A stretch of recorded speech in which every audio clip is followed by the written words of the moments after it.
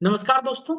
बीते शाम पीएम मोदी ने ऑपरेशन सिंदूर के बाद अपना मोस्ट अवेटेड भाषण देश के नाम दिया, देश की जनता के नाम दिया।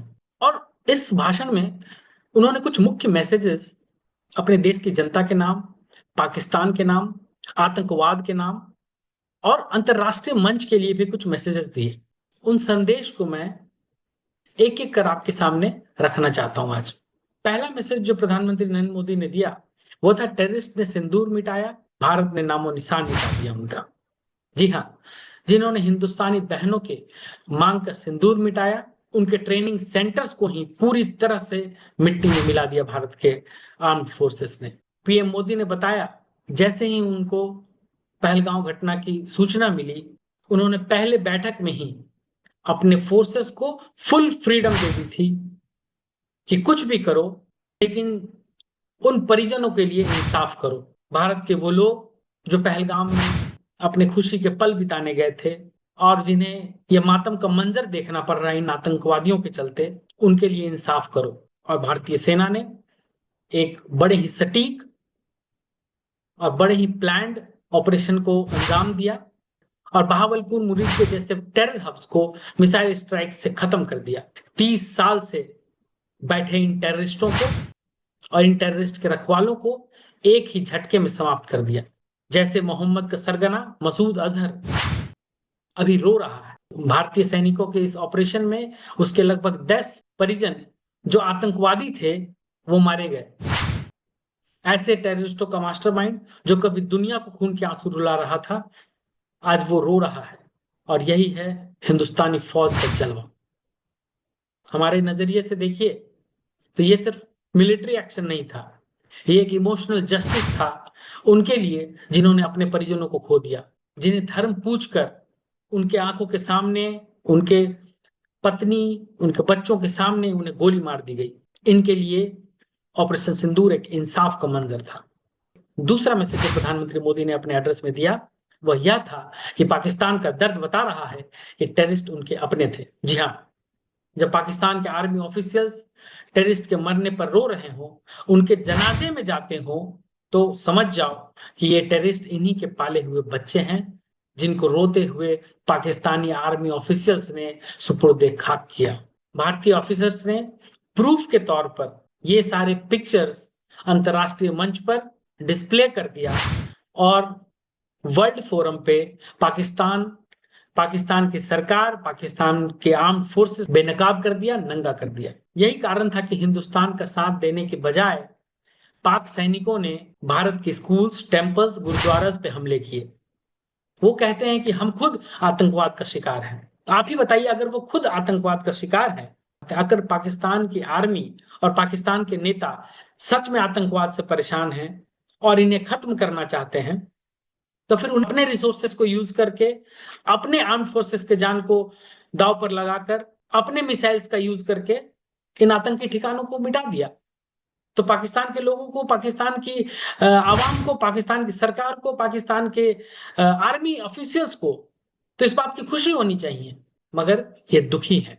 यह दर्शाता है इनके संरक्षण में ही ये टेररिस्ट, ये आतंकी पलते हैं, फूलते फलते हैं। जबकि हिंदुस्तान ने एक भी आर्मी कैंप्स पर अटैक नहीं किया था। हिंदुस्तान का अटैक बहुत ही सटीक, बहुत ही स्पेसिफिक था, टेरर कैंप्स को डिस्ट्रॉय करना।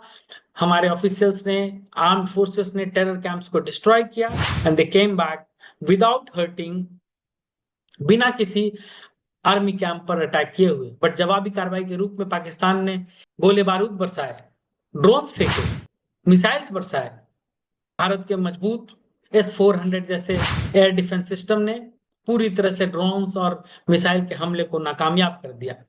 हमारे नजरिए से देखिए तो जिसे दुनिया टेररिस्ट कह रही थी, उनका फ्यूनरल में पाकिस्तानी जनरल्स का जाना, इससे बड़ी बेइज्जती की बात कुछ नहीं हो सकती। और अंतरराष्ट्रीय मंच पर भी इससे बड़ा सबूत और कुछ नहीं हो सकता कि Pakistan is the terror funding nation. Pakistan आतंकवाद को जन्म देता है और पूरे विश्व में आतंकवाद का निर्यात करता है। और इसलिए पूरे विश्व को एक मंच पर आकर, एक पटल पर आकर पाकिस्तान के खिलाफ आवाज उठानी चाहिए ताकि उस पर दबाव बनाया जा सके और पाकिस्तान इन आतंकियों का गॉडफादर बनने की कोशिश ना करे। तीसरा मैसेज जो भारत के प्रधानमंत्री ने दिया वह यह था कि भारत का पानी भारतीयों के लिए बहेगा, खून और पानी एक साथ नहीं बहेंगे। हमारा पानी पीकर हमें ही मारोगे। Water and blood can not flow together. ये हमारा बहुत ही क्लियर स्टैंड प्रधानमंत्री मोदी ने अपने एड्रेस में बताया। India's water diplomacy doctrine now firm, no sharing of rivers while blood spills. जब तक तुम हमारे लोगों का खून बहाओगे तब तक पानी के एक एक बूंद के लिए तुम्हें तरसना पड़ेगा। और यही मैसेज कल प्रधानमंत्री मोदी ने दिया। PM reiterated that India will secure its water resources strictly for Indian use. Bharat का पानी भारत में ही बहेगा, भारत के लिए ही बहेगा। हमारे नजरिए से अगर देखें तो भारत अपने पानी को स्ट्रैटेजिक वेपन के रूप में यूज कर रहा है। प्रधानमंत्री मोदी ने भी क्लियर कर दिया कल कि अगर पाकिस्तान खून बहाएगा तो हम पानी रोक देंगे, और यही हमारी नई नीति है।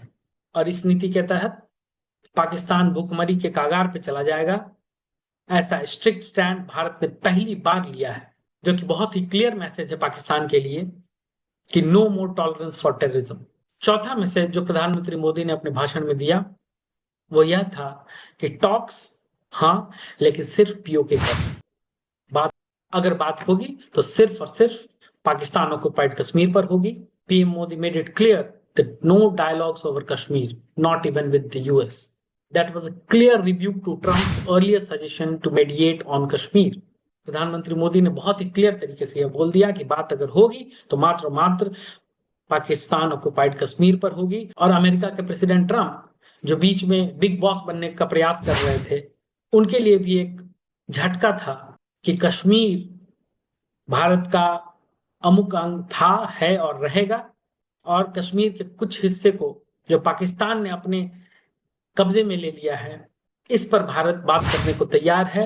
पीएम मोदी ने ट्रंप को बिना नाम लिए ये झटका दिया और कहा कि कश्मीर पर बात करने की जरूरत सिर्फ पाकिस्तान के लिए है, और वो भी सिर्फ पीओके पर। कश्मीर भारत का था, है और रहेगा।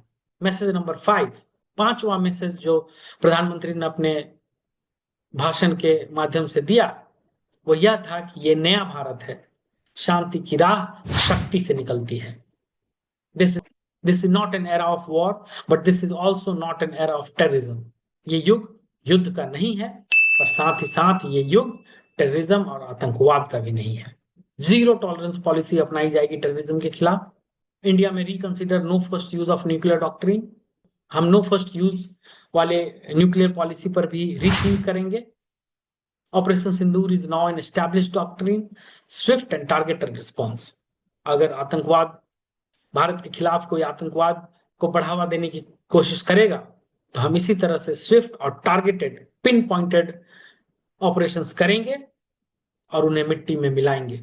हमारे नजरिए में जिस भारत को लोग सॉफ्ट स्टेट कहते थे, उसने अब न्यू एज वॉरफेयर में दुनिया को, खास करके ब्रह्मोस के इस्तेमाल से दुनिया ने भारत का लोहा माना।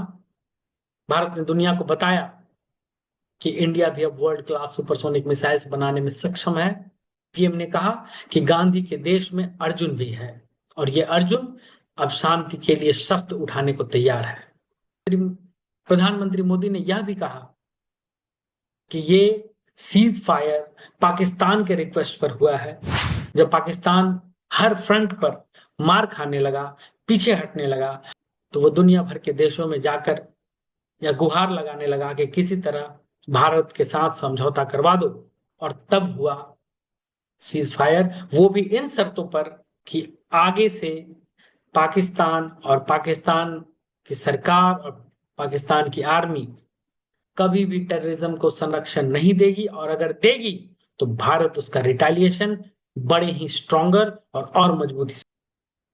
एक और बड़ा मैसेज जो प्रधानमंत्री मोदी ने दिया वो यह था कि भले ही हमारे बीच कितना भी विवाद हो, अलग अलग पॉलिटिकल पार्टीज एक दूसरे पर लांछन लगाती हैं, एक दूसरे पर दोषारोपण करती हैं, एक दूसरे की गलतियां निकालती हैं, पर जब बात देश की आती है तो हम सब एकजुट होकर, एक साथ होकर देश के नाम पर, देश के लिए लड़ने और मर मिटने को तैयार रहते हैं। और ये हमने देखा बीते दिनों में, जैसे ही भारत ने ऑपरेशन सिंदूर किया, विपक्ष के सभी दल एक सुर में प्रधानमंत्री, भारत की सरकार और भारत के आर्म्ड फोर्सेस के साथ खड़े नजर आए। यह बतलाता है कि जब बात देश की होगी तो हिंदू, मुस्लिम, सिख, ईसाई, भारत में रहने वाला बच्चा बच्चा देश के लिए उठ खड़ा होगा और मरने मारने को तैयार होगा। जाते जाते मैं यही कहना चाहता हूं कि जो पाकिस्तान शांति की भीख मांग रहा है, उसे बता दो कि ये भारत बदल चुका है। अब बात करनी है तो सिर्फ पीओके छोड़ो, वरना ऑपरेशन सिंदूर पार्ट 2 के लिए रेडी रहो। जय हिंद, जय भारत।